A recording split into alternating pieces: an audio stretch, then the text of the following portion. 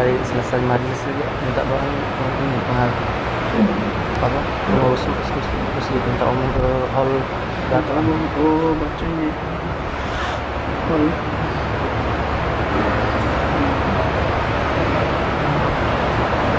Biasanya macam apa?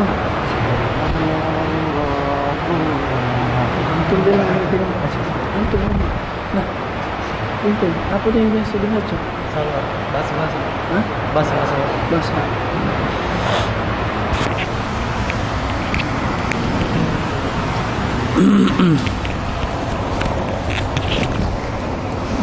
ini apa? Doa sifat. selesai majlis itu langsung. Bismillahirrahmanirrahim. Inna Allah wa malaikatahu yusalluna ala nabi ya ayyuhalladzina amanu sallu alaihi wa sallimu taslima. Allahumma salli ala apa salawat biasa? Salawat biasa boleh? Tinggal Ustaz baca. Allahumma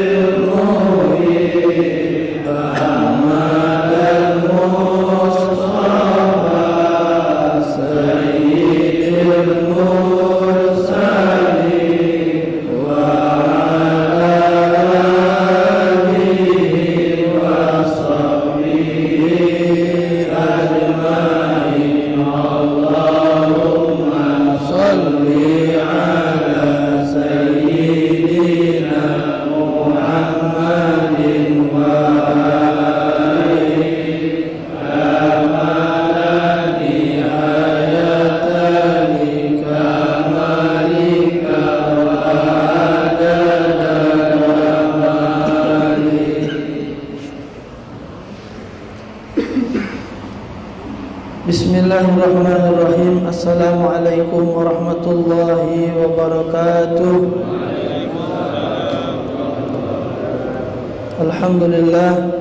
Alhamdulillahi rabbil alamin. Wassalatu wassalamu ala ashrafil anbiya wal mursalin Sayyidina wa maulana Muhammadin wa ala alihi wa sahbihi ajma'in. Subhanaka la ilma lana illa ma 'allamtana innaka antal alimul hakim. Wa tub 'alaina innaka antat tawwabur rahim. Ighfir lana warhamna wa anta khairur rahimin. Fansurna 'alal qaumil kafirin.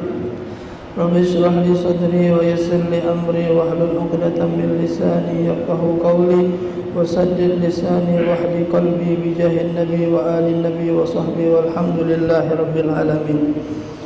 Ma'asyiral hadirin rahimakumullah. Gugup analis pun lagi. Cuma disuruh tadi ditelepon oleh ustaz. Genti ke sudah geger kaki lah. Tak tengok baik. Keri duduk sini. Cuma nurut dengan guru tadi di kongkonnya, ayo nurut. Jadi alhamdulillah kita dikumpulkan oleh Allah Subhanahu wa taala malam ini di masjid yang penuh dengan keberkahan dari Allah Subhanahu wa taala. Masjid ini salah satu masjid yang banyak diduduki oleh orang-orang soleh, orang-orang yang taat kepada Allah Subhanahu wa taala. Yang ana tahu dulu, yang ana dapat cerita dari almarhum Ustaz Taufik Hasnuri, dia dulu tu kalau solat Jumat di sini Habib Muhammad bin Hamid bin Syekh Abu Bakar bin Salim. Usia kalau duduk sini apa? Jadi kalau khutib tu salah, tongkat itu gebuk jadi di tangga. Kalau khutib salah, mau nak geger khutib. Ya, jadi ya kadang khutib tu ada kurang rukun, salah. Itu yang anda dapat cerita dari dulu. Jadi berarti masjid ini banyak orang soleh. Salah satunya beliau galak solat sini, solat Jumat. Itu yang anda pun dapat cerita. Niat kita duduk di masjid ini, ya salah satunya niat iktikaf, niat juga dalam hati diajarkan oleh guru-guru kita minta keberkahan dari orang-orang soleh yang pernah duduk di masjid ini. Jadi walaupun kita tak pernah bertemu dengan beliau, tapi kita minta berkahnya dari beliau karena kita pernah duduk di tempat yang beliau-beliau dulu pernah duduk. Itu jadi salah satu yang diajarkan oleh guru-guru kita, cara mengambil keberkahan daripada orang-orang soleh yang sudah mendahului kita. Kita kan dikit nemu habaib yang tua-tua, nemu apa kiai-kiai yang bingin-bingin zaman dulu lah banyak meninggal kalau. Sisanya kita minta keberkahan dari tangan-tangan beliau-beliau yang pernah bertemu dengan orang-orang soleh itu, biar nyambung ke baginda Nabi Muhammad sallallahu alaihi wasallam. Jadi kita duduk saat ini tidak lain dan tidak bukan, ini adalah salah satu keinginan atau izin dari Allah Ta'ala, kekuatan dari Allah. Maka Nabi dulu pernah ngajarkan sama sahabat yang salah satu sahabat yang beliau cintai.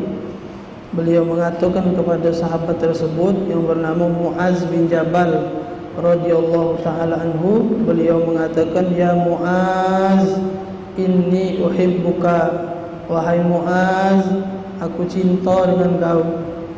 Maka hadis ini adalah salah satu hadis, kalau kita belajar ilmu hadis namanya hadis musalsal bil mahabbah. Ada kalimat aku cinta kepadamu. Jadi orang yang riwayatkan hadis ini sampai ke baginda Nabi Muhammad. Musalsal itu artinya rantai. Rantaiannya, sambungannya harus menyebutkan aku cinta kepadamu. Karena Nabi dulu ketika ngomong dengan Sayyidina Muaz ibn Jabal, itu beliau mengucapkan, oh inni uhibbuka, aku cinta kepadamu. Coba bayangkan mak mana senangnya Sayyidina Muaz saat itu dengar ucapan itu keluar dari mulut yang mulia, lisan baginda Nabi Muhammad sallallahu alaihi wasallam. Kalau sahabat cinta dengan Nabi wajar. Sahabat memang cinta kalau dengan Nabi, tapi nak dengar mulut dari mulut Nabi itu ngomong aku cinta dengan kau, tak seluruhnya. Tak ada seluruhnya dapat omongan itu. Tapi Sayyidina Muaz ibn Jabal, bahkan sampai saat ini hadis itu diabadikan oleh para ulama ahli hadis, bahkan disebut dengan hadis musalsal bil mahabbah. Aku cinta kepadamu, kata Rasulullah sallallahu alaihi wasallam. Apa kata Nabi? Wahai Muaz, baca doa ini setiap habis sembahyang. Apa doanya? Allahumma a'inni ala zikrika wa syukrika wa husni ibadatik. Pendek doanya, tak ada panjang, cuma galak lupa. Setiap habis sembahyang baca sekali jadilah baca doa itu. Ternyata doa yang pendek, yang singkat yang diajarkan Nabi itu ternyata ngefeknya dengan amal ibadat kita itu besar pengaruhnya itu. Kalau kita nak tahu artinya, Allahumma a'inni ala zikrika, ya Allah bantulah aku, ya Allah berikan aku kekuatan ala zikrika, untuk selalu zikir kepadamu, untuk selalu ingat kepadamu. Kita lagi duduk sekarang lagi apa ini? Lagi zikir, lagi ingat dengan Allah Ta'ala. Kalau kita tak duduk sini, tak ingat dengan Allah. Nah, kita minta dengan Allah, ya Allah bantulah aku untuk selalu ingat kepadamu, untuk selalu berzikir. Berarti kita disuruh Nabi itu minta. Jadi jangan ngandalkan kekuatan kita dah aja. Orang yang baca sembahyang tahajud, baca mayang duha, baca puasa sunat, ini bulan kerja puasa sunat, baca sedekah, baca amal ibadat apa dia, baca pergi majlis taklim, itu tidak dipandang dari dia tu masih muda, tidak dipandang dia tu masih gagah, tidak. Itu tidak jadi tolak ukur. Wong tu kadang misal ngomong, "Hai lemak, kau masih muda baca mayang tahajud berapa rakaat." Tidak juga. Mayang subuh lagi dah pada itu. Nah, masih muda. Kalau kita ukur tak baca itu bukan jadi tolak ukur. Bahkan sebaliknya, yang sudah kaki lah geger-geger, Allah, mayang tahajud. Ingat nah doa Nabi.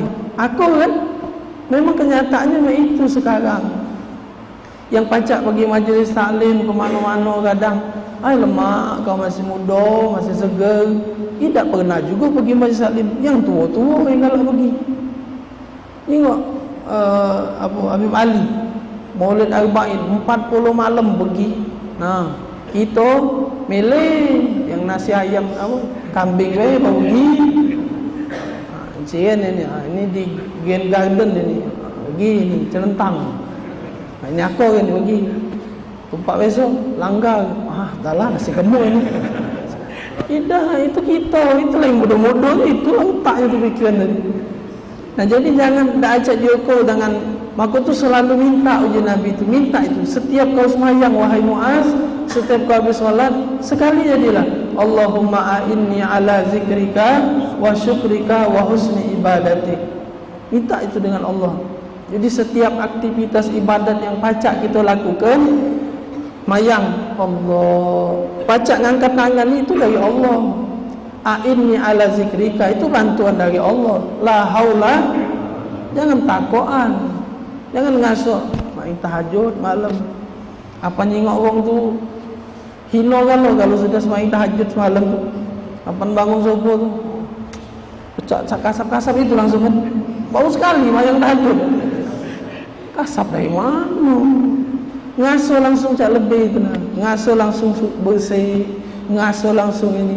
Jangan kita pernah sombong. Maka tu Allah paling tak demen sama wong yang angkat tangan berdoa tapi di belakangnya ada sembahyang tahajud, di belakangnya ada puasa sunat, di belakangnya ada sembahyang duha. Apa maksudnya? Allah tak demen dengan wong yang angkat tangan berdoa tapi ngasuh dia banyak ibadat.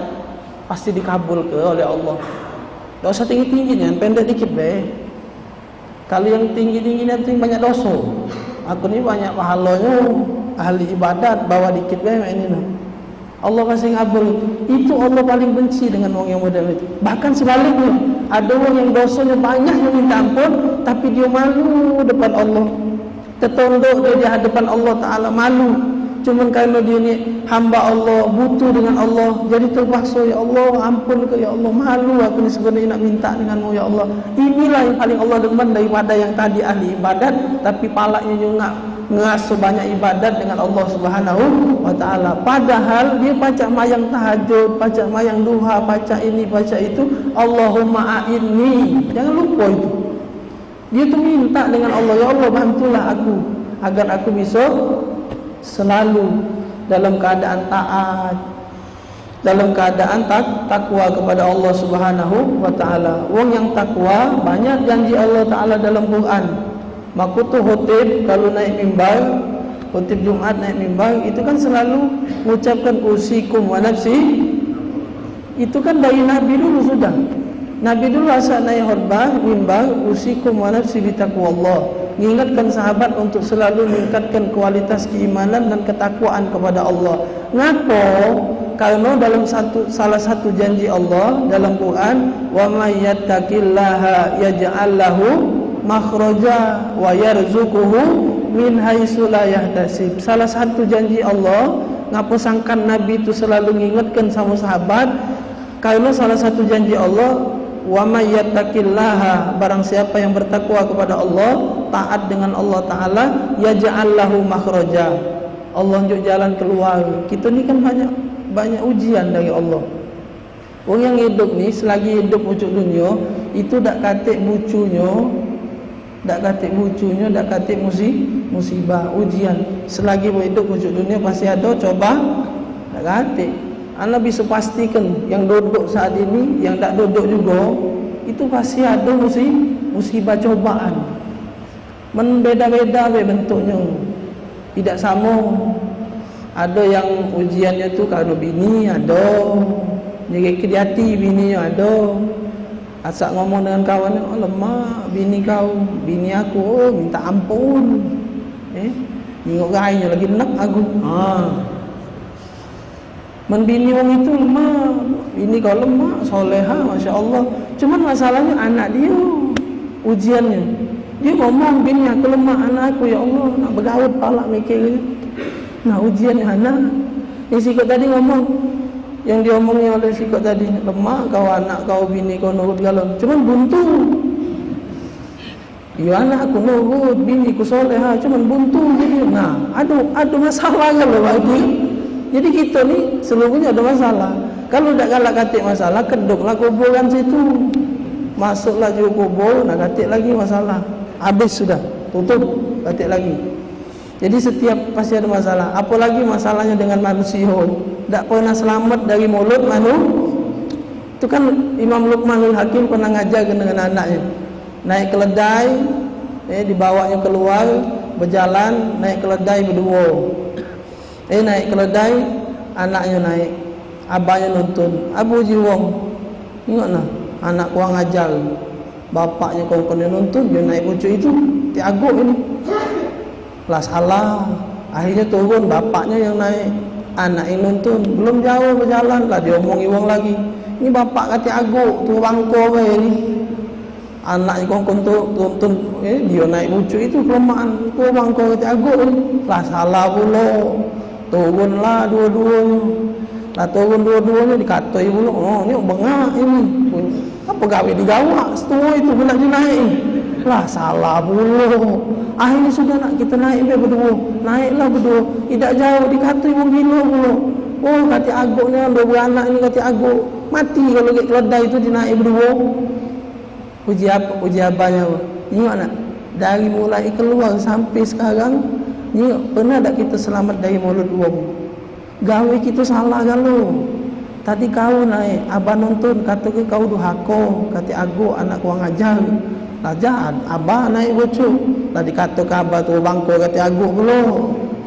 Nah, udah kita turun kalau dua-duanya. Lah dikata kelolo pula, ngawak setua tu tak dinaikin. Kita naik dua-duanya. Kata wong gila pula, kira-kira sampai kapan lah kita benar di mata manusia? Tak kata benar ni. Apa pun kami kita ni salah tulah. Itu kalau dengan manusia. Maka tadi balik tadi cerita, Nabi nyuruh kita doa, Allahumma a'inni ala zikrika wa syukrika wa husni ibadatik. Maka Nabi setiap khutbah selalu menunjuk takwa. Ngapa itu? Yaj'al lahu makhraja, biar dapat jalan keluar. Nabi itu tahu sahabat ni, rai-rai sahabat ni kan ada juga yang banyak musibah, banyak cobaan. Pernah kan dulu Sayyidina Abu Hurairah radhiyallahu taala anhu, beliau pernah kelaparan. Abu Hurairah kan ahlu Safwa. Ya kan tinggal di Masjid Nabawi itulah. Lebih kurang ada 100 ikut itu rombongan itu. Rombongan ahlu Safwa. Jadi kapan Nabi kemana, maka tu kalau baca hadis dikit-dikit Abu Hurairah, dikit-dikit Abu, kalau di kapan Nabi kemana melok kata kegiatan apa-apa kecuali melok Nabi itulah. Berjualan tidak, tinggal di masjid Nabi, mondok dengan Nabi, bahasa kita tu, mondok dengan Rasulullah sallallahu alaihi wasallam. Jadi kapan Nabi ke mana-mana, nah sekali hari beliau ni lapar. Sekali hari beliau ni lapar, datanglah ke rumah Sayyidina Abu Bakar. Ya inilah bahasa kita ni, bahasa basi lah. Assalamualaikum. Nak nanya, cak-cak nanya kan, mana tahu betul nasi sepiring kan. Oh getinya tumpak nanya tu dijawab oleh Sayyidina Abu Bakar, cuma nasi tak betul-betul. Oh payah ni kan, sekawan sih kok ini bahasa kita tu kan. Singkat cerita dah liwat balik, cuma dapat jawaban be nasi tak betul. Datanglah ke rumah Sayyidina Umar pula, ngetok sama juga. Rasanan tadi tu bertanya, cak-cak bertanya, kalau betul kopi susu kan misalnya, tidak juga. Cuma sikok yang tahu perasaan beliau. Nabi Muhammad sallallahu alaihi wasallam mentok sudah. Nabi Muhammad tu lah datang ini beliau. Datang, ya sebenarnya segem datang Rasulullah tu, maka datangi sahabat. Datanglah, belum sampai Nabi lah nyengok. Apa kawan ni saya?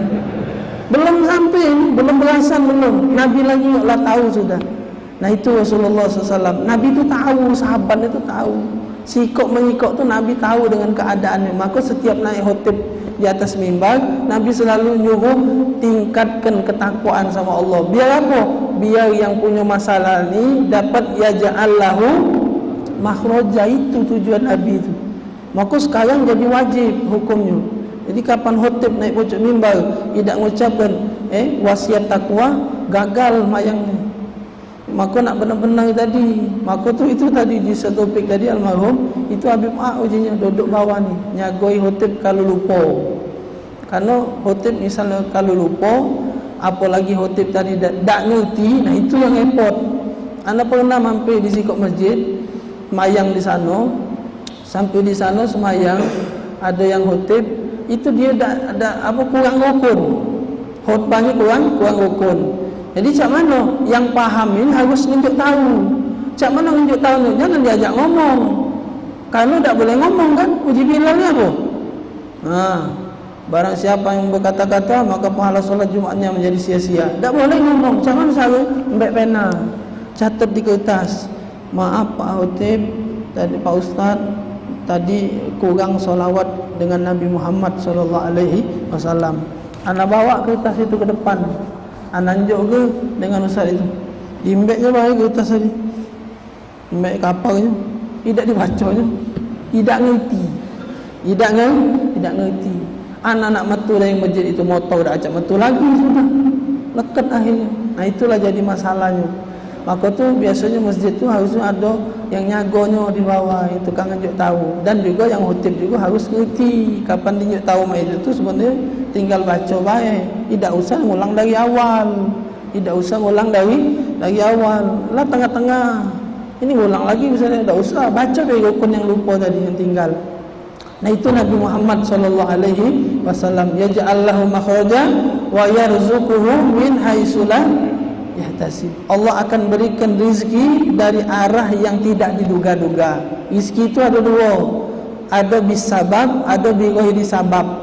Ada yang karena sebab begawe sebulan boleh gaji, berarti boleh duit. Ini ada sebab. Ada sebab.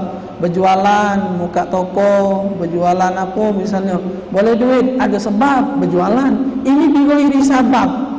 Tak kata sebab apa-apa, boleh rezeki dari Allah. Min haitsu la yahtasib. Itulah ya Allah Ta'ala. Orang yang dapat rezeki tanpa diduga-duga.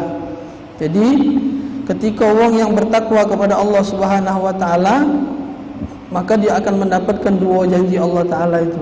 Sebenarnya banyak janji Allah dalam Quran untuk orang yang bertakwa sama Allah Subhanahu wa Ta'ala. Kemudian doa tadi yang dibaca oleh Nabi tadi, Allahumma a'inni ala zikrika wa syukrika. Ya Allah, bantulah aku untuk selalu syukur padamu. Syukur ni berat. Syukur ni, kenapa Nabi ngajari minta tolong? Karena orang bersyukur ni kalau tak ditolong tak galak bersyukur. Tak galak bersyukur. Boleh nikmat dari Allah, lupa dengan Allah. Kapan boleh balak, nak baru ingat. Boleh musibah baru ingat. Cobalah misal kita berjalan ada orang mabit duit sekepok dia bucuk. Mulai tak ke bucuk? Mbek duit tu berlari langsung. tak ada noleh lagi. Tapi kalau dia nguntal batu bata dia bocok, berlari dia langsung mencarut. Tolongnya dia bocok, siapa yang habis batu ni? Tadi duit main jiwat dia. Tak ada noleh-noleh lagi. Tumpak lepuk nyempak, ayo lain. Lari langsung, tak usah noleh lagi. Tapi giliran balak turun dari bocok baru nyungak. Giliran nikmat dari Allah lonjok ke dengan dia lupa dengan Allah. Tak ada dia nyungak, ya Allah terima kasih banyak. Maka Nabi nyuruh, Allahumma a'inni ala zikrika wa syukrika. Apa kata Allah dalam Quran? Wa qalilum min ibadiyas syakur. Dikit nian hamba aku ni yang bersyukur. Kenapa dikit nian? Karena yang bersyukur ni cuma mulut baik. Cuma mulut. Kapan boleh nikmat? Alhamdulillah. Mata sehat? Alhamdulillah. Tapi pernah tak mata tu baca Quran? Kapan boleh mata sehat? Alhamdulillah. Kaki sehat? Alhamdulillah. Pernah tak kaki ni berjalan ke majlis? Itu yang dimaksudkan oleh Allah Ta'ala tu. Ngapa hamba aku ni sedikit sekali yang bersyukur? Karena cuma Alhamdulillah baik. Matanya tak pernah dibuatnya untuk baca Quran, tak pernah. Kaget nak Ramadan nak bawa baca Quran, itu pun nak pakai speaker. Mendap speaker balik. Assalamualaikum balik. Ngapa balik? Speaker hidup. Oh, nak speaker ni ya Allah. Mendak speaker nak ngaji. Nah, last tahun sekali baca Quran, nak berspeaker pula. Mendak berspeaker dah jadi ngaji balik. Walaupun ada tapak hal itu bekas buku tadi, balik buku tu. Apa ngaji dah speaker? Akib kau kan. Takut anian. Awak ngaji awak juga. Tak lemak dengarnya. Nah itu orang yang cuman bersyukur sebatas mulut dia, tapi tak pernah dia syukuri mata dia itu nah. Itu ancamannya keras itu. Allah Ta'ala ngomong dalam Quran, wa man a'rada an zikri fa inna lahu ma'isyatan danka. Barang siapa yang berpaling dari Al-Quran, baca baca Quran tapi tak pernah dibacanya, sehat matanya tapi tak pernah dijingoknya Quran, dia berpaling, fa inna lahu ma'isyatan danka.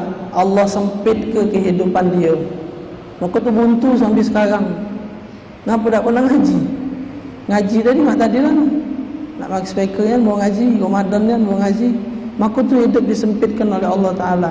Lemak masih di dunia, di akhirat masih dituntut oleh Allah Ta'ala. Sambung ayatnya, wa nahsyuruhu yaumal qiyamati a'ma. Kaget di hari kiamat, uji Allah Ta'ala, aku bangkitkan dalam keadaan buta. Bayang ke? Nyawa pula kita tu kaget. Qala rabbi lima hasyartani a'ma wa qad kuntu basira. Ya Allah, kenapa buta ni ya Allah? Wa qad kuntu basira. Dulu kami lagi hidup di dunia baca nyengok. Kenapa tiba-tiba dibangkitkan di akhirat ini? Dalam keadaan buta. Qala rabbi lima hasyartani a'ma wa qad kuntu basira. Qala kadzalika atatka ayatuna fanasitaha wa kadzalikal yauma tunsa. Dibalas oleh Allah Ta'ala, dijawab oleh Allah Ta'ala pertanyaan orang yang matanya dibuta-buta tadi. Apa ya Allah? Dulu sudah kuturunkan Al-Quran dengan Nabi Muhammad sallallahu alaihi wasallam. Kau cek-cek tak tahu baik? Punya kau Quran, tak pernah kau baca. Sehat mata kau, tapi tak pernah kau baca. Pacak kau tu baca, tapi tak pernah kau baca. Lancar baca Quran. Bahkan ada yang orang yang macanya tak baca, masih berejo dia baca. Bahkan yang mata buta lah. Ada ni Quran yang ngabur-ngabur tu. Ngabur. Hafal Quran mulu. Nah, bayang ke? Biji mata tu buta tu nak baca hafal Quran. Kita ni mata sehat, mata segar, baru-baru nak hafal maco lagi tak galak. Manalah. Itulah galak geram tu tengok. Biji malaikat hafal lah mati wak ini, tak mati pula. Itulah tadi. Karena tak kata apa namanya syukur tadi tu kurang, maka disuruh oleh Allah oleh Nabi Muhammad SAW baca itu, baca doa itu, minta sama Allah, ya Allah bantu aku biar aku baca syukur denganmu ya Allah. Boleh kaki sehat. Coba kalau sudah terkapal kaki sakit, tak baca lagi, cuma baca jengok bina di live. Ya Allah kaki tak baca lagi tegak, makin masih segar bina baca. Nah kita ni benar uji Nabi, kita ni merasakan nikmat ketika nikmat itu sudah hilang. Kalau hilang nikmat itu baru terasa. Kalau sudah terasa, baru baca bersyukur. Lagi main ni, lagi segar buga main ni, lupa. Apa ngirup sop tu dah ingat-ingat lagi tu. Gap. Tak ingat dia dengan Allah. Apa nak alhamdulillah, apa nak bersyukur, ya Allah alhamdulillah sihat. Ida kapan dia sariawan, baru lejar. Ya Allah sakit ni. Ya Allah. Lemak ni padahal sop ni lah, ya Allah pengen nambah. Baru terasa kemarin lupa dengan Allah, lupa dengan nikmat. Baru ni sariawan kecil. Lah ngeliting sudah nyedot kuah sop tadi tu. Nah itu nikmat dari Allah Ta'ala. Jadi kapan kita boleh nikmat, syukuri je Nabi, syukuri itu. Dengan apa syukurnya? Lakukan anggota tubuh itu, perlakukan dia dengan sesuatu yang taat. Ajak dia dengan yang taat. Tangan ajak yang taat, mulut ajak dengan yang taat. Jaga mulut, jangan sampai caci maki, jangan sampai salin kata. Jangan, ini kan kaget nak apa dia pembelian ini salin kata, tak boleh, tak perlu itu, tak perlu. Jangan sampai ngotori mulut wong yang berduit, ya dia kita masih buntu juga. Jadi sudah mulut kita kotori, hati kita kotori, benar kan? Nah jadi jangan sampai itu terjadi.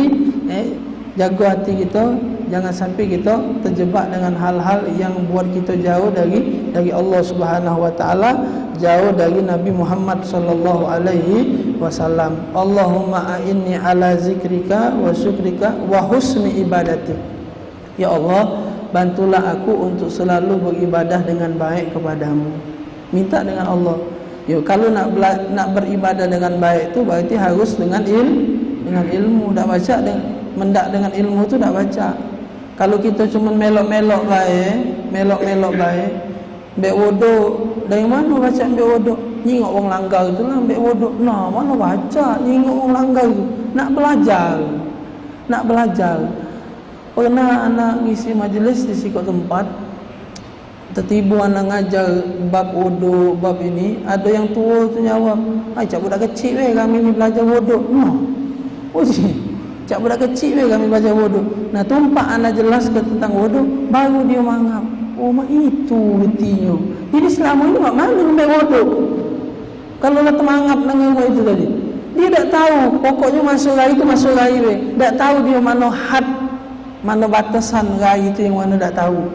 Nah, masuk rai. Ini wajib tak ni kena? Ini kan wajib. Kopeng sini lah. Putar. Min mana biti sya'ri, dari mulai ujung tumbuk rambut. Dari mulai ujung tumbuk rambut sini lah. Putar lah. Jadi kalau masuk rai, masuk putar, jangan kosok depan ni kan. Ini tak kena ini. Sampai tertebok lah semayang tak terima Allah.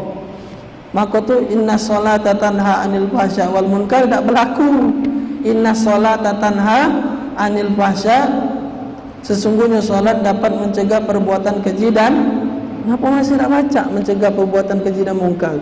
Wong ini rajin mayang tapi mulutnya masih galak ngatai wong. Wong ini rajin mayang tapi ngapa masih galak maksiat? Karena solatnya benar apa tidak? Jangan salah ke solatnya, jangan salah ke ayatnya. Ayatnya benar, solatnya bisa mencegah perbuatan keji dan mungkar. Sekarang tanya dengan diri kita, kenapa aku masih galak maksiat? Padahal aku sudah semayang. Benar tak aku semayang ni? Khusyuk tak aku semayang ni? Ngapa giliran depan Ustaz Sukinya semayang bau kena, giliran rumah basing we semayang. Giliran depan Ustaz pejem-pejem ngapa macam-macam. Giliran depan guru semayang. Depan di rumah laju lepak. Uji Muhammad Ghazali yang kau sembah itu siapa? Allah kan? Allah di masjid sama Allah di rumah itu lain apa? Ngapa di masjid tu rapi ni semayang? Ngapa yang di rumah? Lain apa yang kau sembah tu? Allah ni beda apa? Nah itu Uji Muhammad Ghazali. Ngapa kita model itu dengan Allah Ta'ala? Ngapa kita? Itu berarti bukan karena Allah semayang, tapi karena manusia. Ya alhamdulillah semayang rajin kalau macam banyak ibadat. Ya sambil belajar. Jangan sia-siakan waktu. Jangan peduli dengan omongan wong. Misalnya wong ngatur, Ajak takutnya noi kali pergi mana-mana. Serahlah wong sana. Penting kita ni nak baguskan ibadat kita. Allahumma a'inni ala zikrika wa syukrika wa husni ibadati. Itu yang tuntut. Apa dalam Tabarakallazi biyadihil mulku wa huwa ala kulli syai'in qadir. Allazi khalaqal mauta wal hayata liyabluwakum ayyukum ahsanu. Itu yang dituntut. Baguskan, jangan pedulikan omongan lo, jangan sia-sia ke waktu. Umur kita tak tahu, umur kita tak tahu. Maka Imam Ghazali dalam Bidayatul Hidayah, jangan tidur lebih dari 8 jam. Jangan tidur lebih dari 8 jam. Kalau pacak kurang dari 8 jam. Kalau tidur kalau tidur 8 jam sehari, tidur 8 jam sehari, berarti kalau umur meninggal, kata Imam Ghazali, umurnya 60 tahun, berarti buat tidur berapa? Berapa? 20 tahun buat tidur. Kalau 24 jam, sehari 24 jam. Kalau tidurnya 8 jam, berarti 1/3. Nah, kalau 60 tahun, 1/3 juga 20 tahun buat menjem Imam Ghazali. Nah, bayangkan, itu renungan itu tu. Jangan, itu renungan sebenarnya. Itu tu sebatan buat kita. Kita tidur 8 jam sehari. Itu sudah dipotong dari 60 tahun tadi tu, sudah dipotong 20 buat menjem, buat ngilai baik itu. Buat ngilai nah, tok 20 tahun. Dipotong main HP, potonglah main HP itu. Berapa jam main HP sehari? Potong coba. Berapa jam ngongok-ngongok lah? Berapa jam ngongok-ngongok ni? Berapa jam kelakar dengan kawan? Hitung. Nah, berapa jam ibadat hitung? Apa yang nak disombongkan dengan Allah? Coba hitung. Berarti sisa 40. Itu belum dipotong balai. Balai tak masuk hitungan. Belum balai maksudnya. Sebelum balai tak masuk hitungan. Berapa tahun belum balai? Taruhlah 15 tahun. 40 potong 15. Sisa 35. Nah, 35 tadi potonglah main HP sehari berapa? Coba bayangkan, coba renung ke, balik nak tidur nak renung ke. Bila perlu hitung-hitungnya nah. Kira-kira. Kita kan tak lepas dari HP. Kita kan tak pernah. Maka tu ada orang nanya, Ustaz, mak mana orang zaman dulu tu dengan Al-Quran? Jingok orang sekarang mak mana dengan HP? Itu orang dulu dengan Quran. Kita macam mana sekarang dengan HP? Tegak HP, duduk HP, bangun tidur HP, nak tidur HP, HP itulah pegangan gitu. Kemana-mana pegang tu lah. Apalagi ada simpanan je HP tu. Bini kedua pegang terus. Takut diambil oleh bini tamu tadi kan. Pegang terus. Pokoknya HP ni lah dipegang kemana-mana. Nah, coba hitunglah itu. Renungan itu renungan. Kita ibadat berapa jam dalam 24 jam ni lah. Dah usah nak hampir bertahun-tahun. 24 jam ni lah. Hitung ibadat kita berapa. Hitung ibadat kita, hitung tidur kita, hitung lalai kita, hitung ngongok-ngongok tadi. Kan bangun tidur kan ngongok dengan sewet olo-olo kan. Nunggu wahyu. Gawe dah. Semangat-mangat dia. Kopi dah hangat sampai terdingin kopi tadi. Nah, hitung ngongoknya berapa sudah. Cobalah hitung sehari. Jadi, ya Allah lah banyaknya waktu kita ni sebenarnya terbuang untuk yang sia-sia. Maka tu jangan tidur lebih dari 8 jam. 8 jam dia lagi dak ini. Dak bagus sejauh Ghazali. Kalaupun 8 jam tadi nah, kejadian macam tadi. Kalau meninggal itu kalau 60 tahun. Umur sekarang berapa? Baru 40. Nah, kalau 40 berarti apa? 1/3. Baru lagi kira. Sudah kata imbean lagi berarti. Dah saya hitung lah. Kata imbean lagi baru 40 tahun lah tidur 8 jam itu. Maka tu orang soleh tu tidurnya dikit. Tidur dikit. Ingat Habib Umar bin Hafiz tidurnya di mobil. Tidurnya dia kapan lagi majlis galak terkeliap. Itulah tidurnya Habib Umar.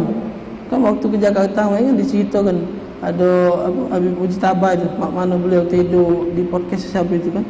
Cerita mak mana beliau tidur. Kita ni ya Nabi juga itu, Rasulullah juga tidurnya sedikit, tidak banyak. Cuma Nabi itu tidurnya 3 kali. Nabi itu tidurnya 3 kali.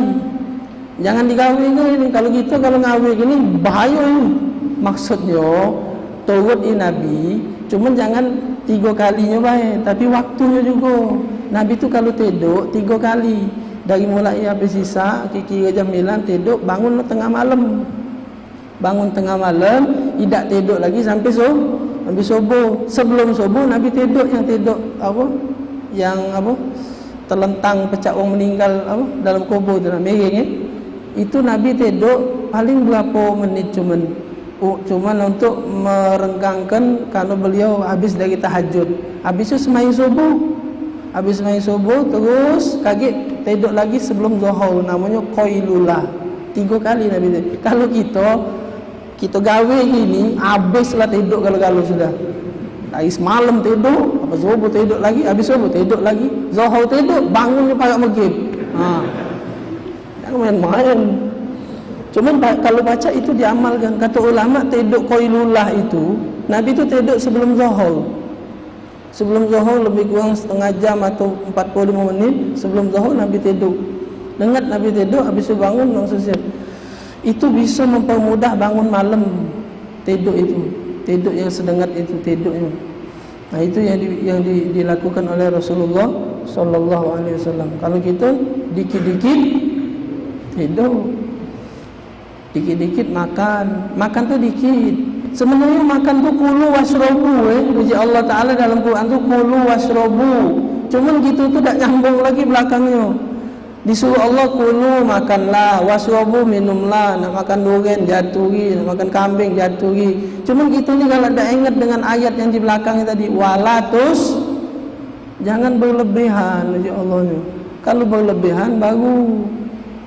berlebihan baru jadi penyakit. Dan kalau dia makan biasa baik, teh secangkir sama teh 3 cangkir, namanya teh tetap. Ini dah nak 3 cangkir ni kan, kurang secangkir misalnya. Bukannya dia tu secangkir teh, 3 cangkir teh, bukan. Lain lagi itu. Secangkir teh, 3 cangkir tetap teh.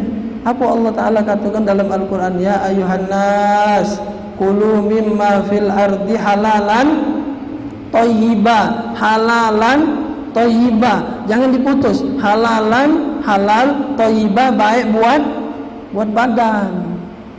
Itu Allah Ta'ala dalam Quran. Jadi makan tu jangan disetop sampai halal je baik. Yang penting halal, laju, tegak galau, penting halal. Itu kan bahasa kita. Sambung sebenarnya. Halalan thayyiba. Durian halal tak? Halal. Tapi uji doktor, jangan pak makan durian. Kamu ni apa dia durian? Kolesterol Kamu kolesterol kaki tinggi. Kamu makan durian 2 biji mati baca pak. Oh, jangan berarti. Ini dia ngomong, tak boleh halal ini ni. Nah, kan tak nurut. Sebenarnya Allah sudah tunjuk tahu halal dan baik buat makan kambing. Halal tak kambing? Halal. Tapi kalau uji doktor, jangan pak makan kambing, bapak ni darah tinggi, nyicip kuahnya baik, tak boleh juga kuahnya pak, bahaya, kaki kamu darah kamu naik, bahaya, meninggal baca, mati misalnya. Nah berarti yang halal tapi tak baik buat. Jadi ada sudah konsepnya dari Allah Subhanahu wa Ta'ala. Tinggal ngamal ke baik gitu tu. Tinggal ngamal ke baik. Azan belum. Jadi malam ini cuman menggantikan baik, meneruskan baik apa yang beliau biasa lakukan. Maka tu anda tadi agak-agak bingung tadi tu. Takutnya anda baca Rabbi fili warhamni wa tub alayya kepanjangan. Maka anda tanya dengan beliau ni, Ustaz Suki biasa baca Rabbi fili tak? Tidak aja. Pas isak baru baca. Sudah benarlah. Aku bingung tadi tu. Itulah aku diam dulu habis sembahyang tu. Baca aku baca panjangan. Ya tak tahu biasanya Ustaz macam tidak kan. Cuma uji beliau biasanya kadang maghrib, kadang isya. Yang penting itu tu dibaca sehari 70 kali. Menak lebih dari situ boleh, tak apa. Banyak-banyak istighfar tu, banyak-banyak istighfar tu. Kecuali memang ada sebagian amalan-amalan yang dari Nabi, yang Nabi ngenjuk nominal, jangan ditambah, jangan dikurang itu. Seperti bacaan subhanallah bihamdi, subhanallahil azim, astagfirullah. Uji Nabi 100 kali itu. Itu miftahur rizki, kunci pintu rizki uji Nabi. Jadi sahabat pernah ngadu sama Rasulullah, uji Rasulullah baca itu subhanallah bihamdi, subhanallahil azim, astagfirullah sebelum subuh. Sebelum mayang subuh subhanallah bihamdi 100 kali. Uji ulama jangan lebih jangan kurang. Itu kunci itu. Kunci itu ada giginya. Kalau giginya berlebih, akau tak dia? Acak dia buka pintu berarti. Maka kadang tu kita tu terlalu, kapan sudah masalah rezeki, jangan 100 ini, 200 ini, biar mantap dikit bolehnya. Kan kalau sudah masalah rezeki kalau pikirannya, kapan kiai habaib menunjuk amalan baca ini untuk rezeki, langsung catat. Kapan rezeki ini sudah. Nah itu Nabi menunjuk tahu. Nabi menunjuk tahu baca itu miftah. Itu adalah kunci rezeki. Jadi ulama jangan lebih, jangan kurang. Pas ke takarannya 100. Kerana giginya tidak pas. Kalau berlebihan tidak pas, kalau berkurangan tidak baca dia dibuka. Kunci dia tadi. Itu kalau amalan-amalan yang Nabi ngenjuk nominal, ngenjuk apa? Ngenjuk batasan. Baca ini 100, baca ini 100. Ada juga dalam riwayat lain Nabi ngenjuk tahu baca Allah Akbar 100, tasbih 100, tahlil 100. Barang siapa yang baca itu, pahalanya seperti orang membebaskan 10 hamba sahaya dan berkorban 7 onto. Baca korban 7 onto.